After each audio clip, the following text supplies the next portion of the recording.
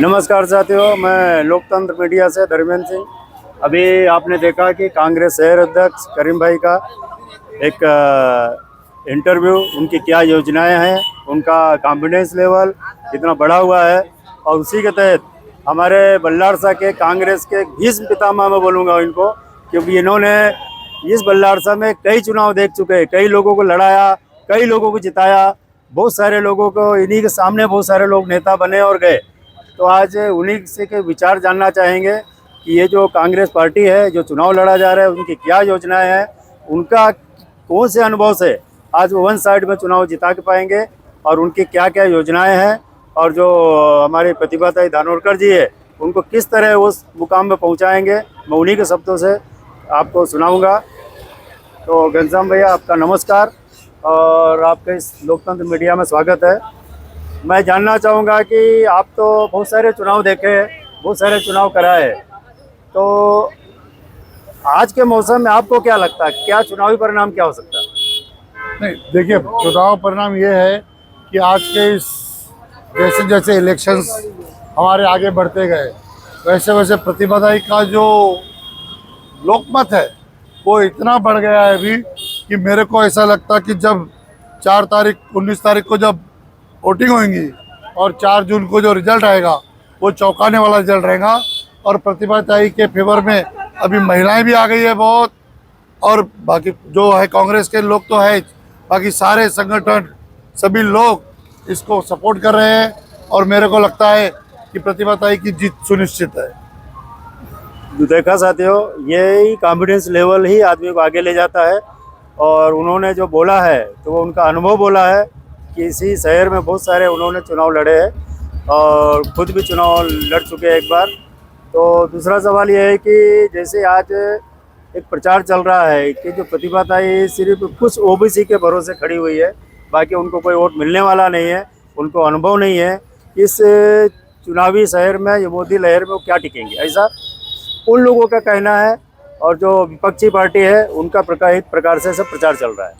देखिए, उसमें आपका क्या कहना है? प्रतिभाताई देखिए कोई नई उम्मीदवार नहीं है, वो एक वर्रा विधानसभा से पिछले 4.5 सालों से आमदार है।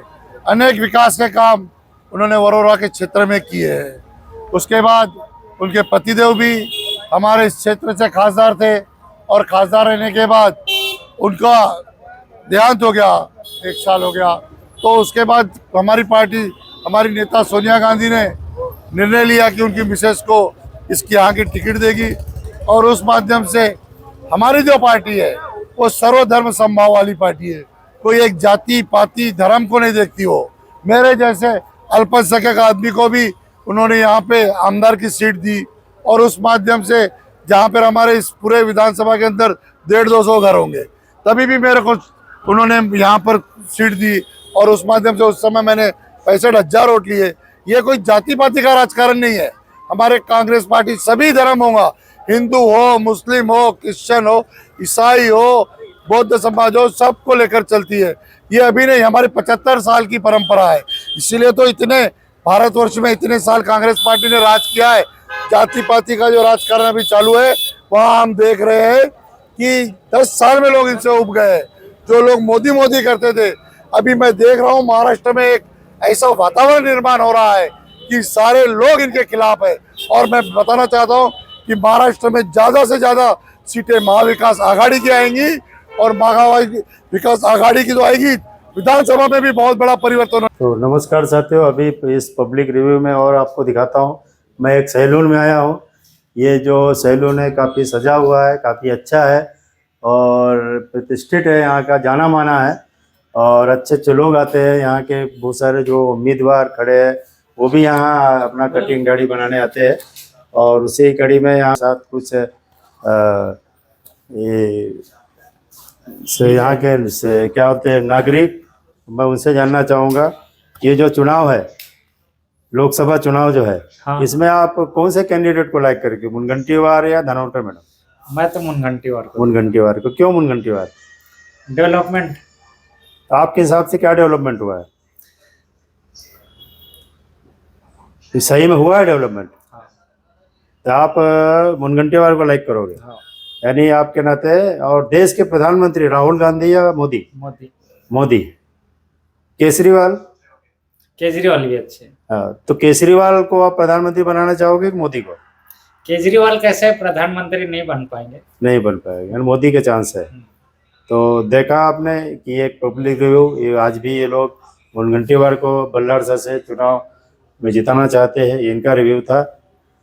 आप एक युवा के नाते आपकी पसंद क्या है? पहली बात तो मैं यहाँ से बिलोंग नहीं करता, मैं यूपी से बिलोंग कहीं भी हो आपका, अच्छा यूपी की वजह तो बहुत अच्छी बात है। यूपी में आपका क्या लगता है, माहौल किसका है वहाँ? यूपी में माहौल अपना योगी जी का रहता है। योगी जी का। और प्रधानमंत्री के रूप में अगर देखा जाए तो नरेंद्र मोदी जी बेस्ट चॉइस है इस समय, और नरेंद्र उनके मोदी। मुकाबले कोई मतलब कोई नहीं अभी दिस टाइम, मतलब कोई प्रधानमंत्री नहीं दिख रहा है कि देश की अर्थव्यवस्था कोई संभाल सकता है। संभाल सकता है, अगर- यानी मोदी जी संभाल सकते हैं। जी, जिस मतलब जैसी सिचुएशन चल रही है देश की, तो उस हाल में केवल मोदी जी ही हैं ऐसे प्रधानमंत्री हैं कि देश को संभाल सकते हैं, आगे उनको बढ़ा सकते हैं। जैसे उनके नेतृत्व में ऐसा विकास हो रहा है, इससे तेजी विकास हमने आज तक नहीं देखा है। मैं एक नौजवान होने के साथ आपको ये चीज़ बता रहा हूँ कि मैं भी 18 साल 20 साल का हो गया हूँ, मगर आज तक मैंने प्रधानमंत्री के रूप में मतलब इनसे अच्छा प्रधानमंत्री नहीं देखा है। योगी जी का शासन कैसा है यूपी में? योगी जी का शासन मुझे बहुत पसंद आता है। जो निर्णय लेना है तत्काल लेते हैं, समय वेस्ट नहीं करते हैं। और वो जो अपने यहाँ गैंगवार लोग मतलब करते हैं, रेप हो दुनियादारी का, ये सब उनसे बहुत वो दूर रहते हैं। और इनको बहुत जल्दी सजा दिलाने की कोशिश जल्द से जल्द करते हैं वो। प्रधानमंत्री के नाते आपको राहुल गांधी पसंद है कि मोदी? राहुल गांधी बेस्ट चॉइस हो सकते हैं, but this time Modi ji से बेस्ट चॉइस मुझे कोई नहीं लग सकता। आपके यहाँ कैंडिडेट कौन है? हमारे यहाँ दिस टाइम कैंडिडेट है सीएम के में पीएम में ये अपना लोकसभा चुनाव के लिए खड़े पीएम कैंडिडेट। अपने यहाँ शायद प्रकाश द्विवेदी एक कौन से जिले से आप? बांदा जिला यूपी। बांदा जिले से। हाँ, तो वहाँ किसका माहौल है? वहाँ ही बस बीजेपी जी का। और बीजेपी। हाँ, तो आपके हिसाब से यूपी में कितनी सीटें आ सकती है? यूपी में अब इसकी तो मैं गारंटी नहीं दे सकता, मगर कांग्रेस जैसा नेतृत्व चल रहा है उस हिसाब से, जैसा उनका नारा है कि 400 पार होना चाहिए, वो चीज तो तय होनी चाहिए। तय होना है। और कांग्रेस की कांग्रेस का वो अपने यहाँ यूपी में तो कोई रुतबा है ही नहीं, उसके लिए अस्तित्व नहीं है वहाँ। वहाँ कोई चांस नहीं है। बाकी आप और कोई राज्य देख सकते हैं, बट अखिलेश की क्या वहाँ पे सीटें कितनी? अखिलेश जी जो मतलब दिस टाइम कार्य कर रहे हैं, तो वो मतलब जो धर्म और उनके विपक्ष में भाषण देते हैं, तो लोगों को वो चीज़ उनको पसंद नहीं आती है। अभी राम मंदिर बना, उनको दिया गया, आमंत्रण दिया गया, बट आए नहीं वो, तो इस वजह से थोड़ा जनता नाराज चल रही है। क्योंकि मोदी जी का सपना है कि देश को अखंड भारत बनाना है, और इस तरह अगर विपक्ष पार्टी करेगी तो फिर अच्छा, एक युवा के नाते आपसे एक सवाल करना चाहूंगा, अखंड भारत यानी क्या? अखंड भारत मतलब जैसे देश धर्म है, धर्म अपने यहाँ बहुत से हैं, मगर अपना जो चाहते हैं कि हिंदू धर्म को बढ़ावा दिया जाए, जो अपनी नहीं, वो संस्कृति, तो हिंदू राष्ट्र हो गया। हिंदू राष्ट्र और अखंड अखंड भारत दोनों में फर्क है। तो जैसे लड़ाई दंगे होते हैं धर्म जाति के नाम पर, तो जातिवाद को मिटाकर अखंड भारत का निर्माण करना ही मोदी जी का सपना है। नहीं, अखंड भारत वो नहीं होगा। अखंड भारत ये है कि जैसे मान लीजिए पाकिस्तान भी हमारे अंडर में आ जाए, अफगानिस्तान भी आ जाए, श्रीलंका भी आ जाए। जी जी। लेकिन मेरा यह कहना है कि जब हमारे सर मोदी जी है, 140 करोड़ की जनता ही नहीं संभाल पा रहे। पाकिस्तान में आज 400 रुपए में आटा बिक रहा है, हमारे यहाँ 40 में बिक रहा है जी। आज जब वो हमारे साथ आ जाएंगे तो हमारा आटा भी 200 रुपए में पहुंच जाएगा। जी जी, जनसंख्या बढ़ेगी तो बढ़ जाएगी जी। श्रीलंका हमारे साथ आ जाएगी, तो वहाँ की यह हाल है कि वहाँ के राष्ट्रपति को लोग घर में घुस गए थे महंगाई के लिए। तो अपने आप वही हाल हो जाएगा। जी। अफगानिस्तान ले लोगे तो वहाँ खुलेआम लोग गर्दन काटते हैं। तो क्या वो माहौल क्या इंडिया में बनाना है क्या? अखंड भारत वो चाहिए क्या? जी, अखंड भारत बनेगा, वो सपना पूर्ण होगा, मगर उसके लिए समय और डेट बहुत निर्धारित करना बहुत ही मुश्किल है। क्योंकि जैसे अपने यहाँ के सीएम और पीएम दिस टाइम हैं, तो उस सिचुएशन को देख के देश भी बदल रहे हैं। अभी आप देखेंगे कि पाकिस्तान में योगी जी की बहुत चर्चा होती है, उनका बुलडोजर वाला कार्य जो है बहुत प्रगति में है वहाँ पर। वो ये चीज़ बहुत अच्छे से समझते हैं कि इनसे डैशिंग मतलब स्मार्ट सीएम अभी यूपी में आज तक नहीं हुआ है। ये जो चुनाव है आप कैसा मानते हैं कि मतलब जैसे एक तरफ सुधीर बाबू और एक तरफ जो 6 बार चुन के आए और एक तरफ जो फर्स्ट टाइम लड़ रहे हैं अभी चुनाव, तो कैसा आप लीड कैसा करोगे? धन्यवाद धर्मेंद्र सिंह जी। ये जरूरी नहीं है कि वो 6 बार चुन कर आए तो हारेंगे नहीं, बिल्कुल हाँ। और कांग्रेस का एक एक कार्यकर्ता शेर है। और हम तो अभी इंडिया अलायंस में है, यानी जितनी विपक्षी पार्टी हम लोग सब साथ में हैं। और हमारा एक ही नारा है कि सब मिलकर मोदी सरकार जो चल रही है, भारत सरकार की जगह मोदी सरकार जो चल रही है, उसको हटाना है। और उसी के प्रतिबद्धता के कारण इंडिया अलायंस की जितनी भी पार्टियां हैं, जितने भी उनके कार्यकर्ता हैं, पूरे ताकत के साथ, प्रतिभाताई के साथ में भिड़े। और आप 19-20 की बात कर रहे हैं, हम ये बोल रहे हैं कि हमारे साथ फाइट में सुधीर बाबू दूर दूर तक कहीं नहीं है। आने वाले 19 तारीख को कांग्रेस की इतनी बटन दबेगी कि जो 5 जून को रिजल्ट आएगा तभी पता चल जाएगा कि ये चुनाव वन साइड ही हुआ है और वन साइड ही होगा। तो काफ़ी अच्छी बात है। ये एक युवा के नाते एक रोजगार सबको चाहिए जी। तो रोजगार के बारे में आपका क्या ओपिनियन है? क्या सरकार वो रोजगार दिला पाएगी? देखिए, रोजगार का जो इशू है उसके लिए मैं कहना चाहता हूँ कि जैसे अब लोग जो पढ़े लिखे नहीं है, ठीक है, जो मुद्दा उठाते हैं, अगर आप अच्छी पढ़ाई कर रहे हैं तो रोजगार का उसका कोई लेन देन नहीं, आपको रोजगार तय मिलेगा। आप पढ़ाई पे फोकस करिए। अगर आप रोजगार ढूंढते हैं, दिन भर कैमरे के सामने बस बोलते हैं कि रोजगार नहीं है, तो इससे कोई इश्यू नहीं है।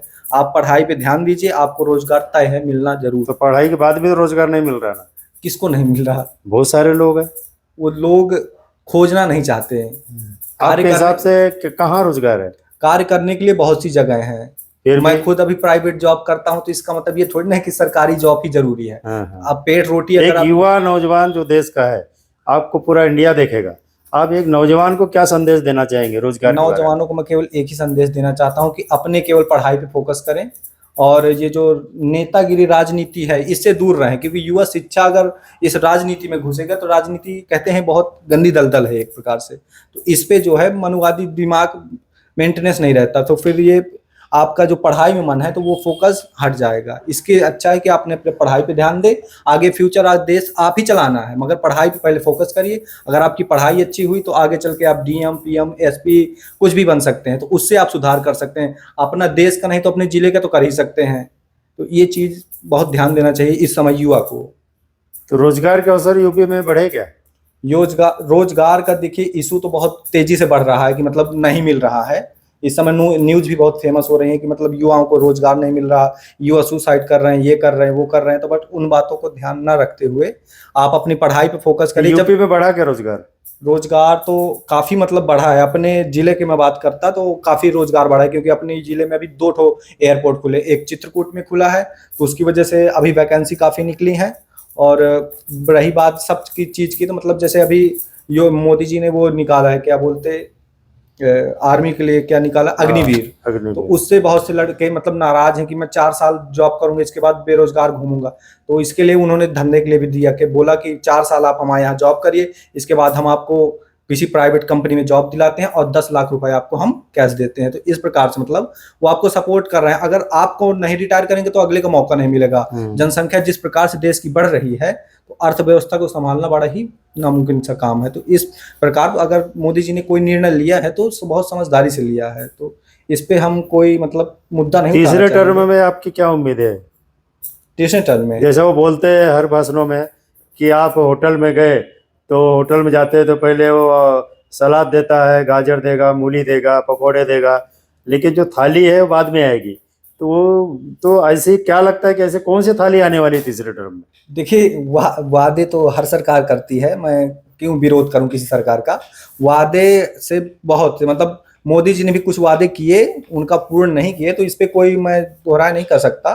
वादे अगर सरकार आपको चलानी है तो झूठे वादे करना अनिवार्य है।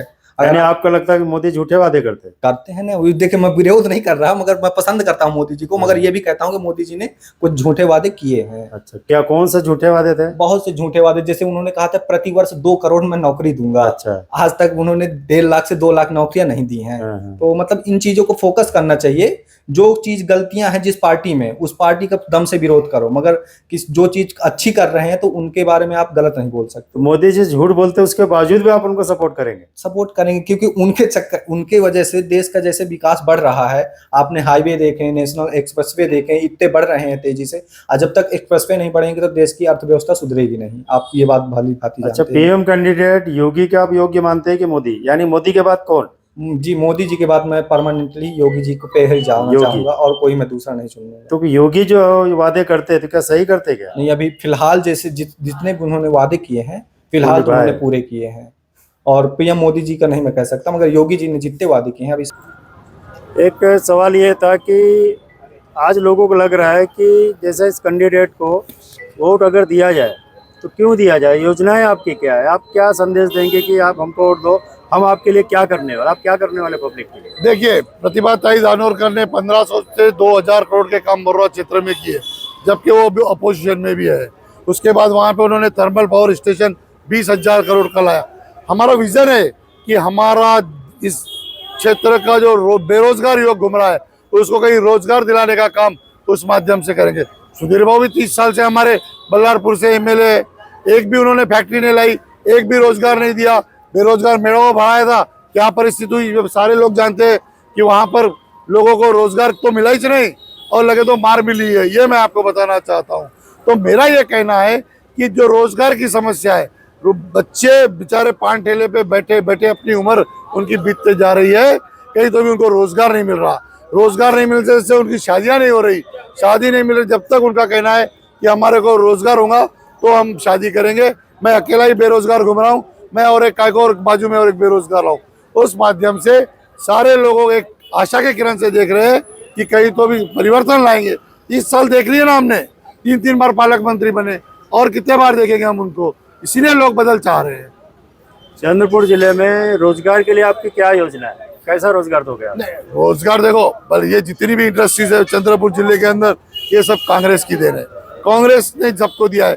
बल्लारपुर पेपर मिल हो, CTPS की भी भूमि पूजन इंदिरा जी ने की, उसके बाद उसकी हत्या हुई 2 महीने के बाद, 3 महीने के बाद। और जितनी भी इंडस्ट्रीज है ना, ये कांग्रेस की देन है। जितनी सीमेंट इंडस्ट्रीज देख रहे हैं, जो भी देख रहे हैं हम लोग, ये कांग्रेस की देन है। क्यों? उनको मालूम था कि मेरा चंद्रपुर जिले का जो बेरोजगार युवक है उसको रोजगार देना ये बहुत जरूरी है।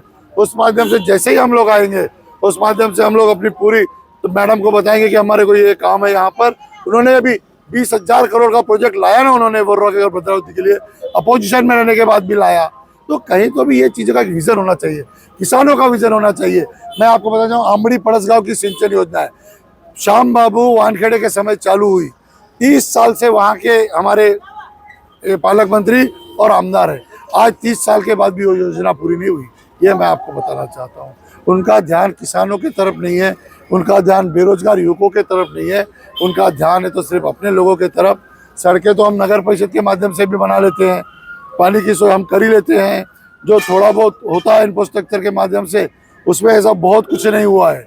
लेकिन हमारी जो मेन मूल समस्या है, किसानों को सिंचाई के लिए पानी होना और दूसरा हमारे को रोजगार होना, ये 2 बहुत बड़े मुद्दे हैं जिसके ऊपर इलेक्शन हो रहा है। अभी जैसे यूपी को बोला जाता है कि वहाँ पे जो क्राइम कम हुआ है और वहाँ पे एक बढ़िया जो शासन है काफी अच्छा चल रहा है, जी तो क्या वाकई में वहाँ क्राइम कम हुआ? जी, खुलेआम बहुत महिलाएं, हमारे बच्चे है, सब खुलेआम एकदम बेधड़क घूम रहे हैं। बिल्कुल। जैसे मैं बांदा जिला का यूपी में रहने वाला हूँ, तो अपने यहाँ रेपिस्ट वाले केस बहुत आते थे, ठीक है। तो मतलब जैसे सरकार थी पहले समाजवादी की थी, तो उनके चक्कर में क्या था कि मतलब ऐसा प्रोसेस था कि मतलब कैंडिडेट है तो अगर उसका पैसे वाला है ना तो उसको सजा होना कोई मुनासिब नहीं है, सजा नहीं हो रही, पैसे दे दिए वो छूट जा रहा है। अब क्या है, अगर आपने किया है केस तो अगले चौराहे में आपकी मृत्यु तय है, या तो किसी प्रकार से जिस प्रकार से कराई जाए, मतलब न्यूज में अपने आप को सरकार को बचाव करना है और उनकी मृत्यु तय करनी है, ऐसा है प्रोसेस है। तो आपका नाम? मेरा नाम पिंटू वर्मा है, पिंटू वर्मा। मैं यूपी बांदा जिला का रहने वाला हूँ। तो धन्यवाद, आप हमारे इस चैनल से जुड़े। जो चैनल है ये लोकतंत्र मीडिया का हमारा चैनल है, और इस चैनल से जो आप जुड़े और आपने जो विचार रखा, काफ़ी अच्छे विचार रखा, एक युवा को आपने संदेश दिया आपने, और ये सही बोला आपने कि रोजगार मिलता है अगर पढ़ाई करिए, एक अच्छा संदेश है। और हमारे इस चैनल के साथ जुड़े, आपने 2 शब्द रखे, उसके लिए धन्यवाद। और आने वाले समय जो है आपका अच्छा जाए और लाइफ में और आप प्रगति करें, यही मेरी शुभकामना है। जय हिंद, जय भारत। जय भारत। होने वाला है, क्योंकि हम देखते हैं कि लोगों को पसंद नहीं आता कि उद्धव ठाकरे की पार्टी को तोड़ देते हैं, बाला साहब ठाकरे की पार्टी को, शरद पवार की पार्टी को तोड़ा जाता है, राष्ट्रवादी पार्टी को, ये लोगों को पसंद नहीं आता। आपको जो जनता ने जनमत दिया है, वो जनमत के हिसाब से आप काम कीजिए। आपको विरोधी पक्ष में रहने का अगर पार्टी बोलती है तो आपको विरोधी पक्ष में उसकी भूमिका निभानी पड़ेगी, ये मैं आपको बताना चाहता हूँ। और उसी माध्यम से कांग्रेस के बल्लारचा के सारे कार्यकर्ते, मेरे को नहीं लगता कोई घर पे बैठा है इस समय, एक भी कार्यकर्ता घर पे नहीं बैठा है। धूप हो, शाह हो, शाम रात हो, हर आदमी अपने वार्ड में प्रचार पे लगा है। इसके कारण हम बल्लारपुर में ज़्यादा से ज़्यादा वोट कांग्रेस पार्टी को दिलाएंगे और ज़्यादा से ज़्यादा लीड से बल्लारपुर शहर, बल्लारपुर ग्रामीण और बल्लारपुर विधानसभा में उनको मिलेगी। ऐसे मैं अपेक्षा करता हूँ। मूल हो, पोम्बुर हो, हर जगह प्रतिभाताई दानोरकर और महा विकास आघाड़ी, इनका वातावरण है तैयार इस समय, और ये लोगों का हुजूम चल रहा है इस समय, बाकी कुछ नहीं। जो इस समय चल रहा है लोगों का हुजूम, लोग खुद के हिसाब से काम कर रहे हैं और खुद ही घर से निकल रहे हैं और खुद ही बोल रहे हैं कि इस बार पंजे को लाना है और हमारे इस जिले के अंदर परिवर्तन लाना है और इस देश के अंदर भी परिवर्तन लाना है। अभी देखा जा रहा है कि पिछले कुछ ही सालों में देखा जा रहा है कि ये जो प्राइवेट स्कूलों का, यानी कि एक एजुकेशन का जो व्यापारीकरण हो रहा है, उसके बारे में आपका क्या ख्याल है? उसको कैसा रोकने के लिए आप क्या पहल करेंगे? देखिए, पहले है ना, मैक्सिमम स्कूल सब जितने भी बच्चे हैं, आज से 25-30 साल पहले हम नगर परिषद के स्कूलों में पढ़कर आए और उस माध्यम से कितने लोग आज डॉक्टर हो गए, ये हो गए। अभी उसका खाजीकरण किया जा रहा है ये सरकार के माध्यम से, और इतनी बड़ी फीसें इतनी बढ़ गई है कि जिसके कारण हर आदमी को लगता है कि मेरे को एक ही बच्चा होना, कि मेरे को उसको रोजगार देना, यानी उसको एजुकेशन देना मस्ट है। इसलिए लोगों के एक ही बच्चा पैदा कर रहे हैं और उस माध्यम से कहीं तो भी ऐसा लग रहा है कि हर माता पिता अपने बच्चे के आने वाले भविष्य के लिए, उसको आने वाला भविष्य उसका अच्छा हो, उस माध्यम से वो काम करना चाह रहा है, वैसे प्लानिंग करना चाह रहा है। तो मेरा ये कहना है कि एजुकेशन है ना, ये सस्ते से सस्ता होना चाहिए और अच्छा होना चाहिए। प्राइवेट एजुकेशन तो बहुत सारे आ जाएंगे, लेकिन उनकी जो फीसें है वो अवाढव्य है। जो आज गरीब आदमी हो, मिडिल क्लास हो, उसको पुराने लायक नहीं है। इसलिए एजुकेशन, पानी और बिजली, ये तीन चीजें हर आदमी को मिलना चाहिए, ये मैं आपको बताना चाहता हूँ। तो धन्यवाद।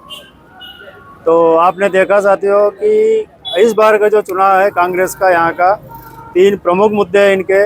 एक एजुकेशन पे जो व्यवसायीकरण हो रहा है उस पर रोक लगाना, सिंचन में किसान, ये सब चीज़ों पे इस पे इन्होंने कंट्रोल करना है, इसी पे उनका ध्यान है, इसी पे चुनाव लड़ा जा रहा है और उम्मीद है ये इस पे सब खड़े उतरेंगे।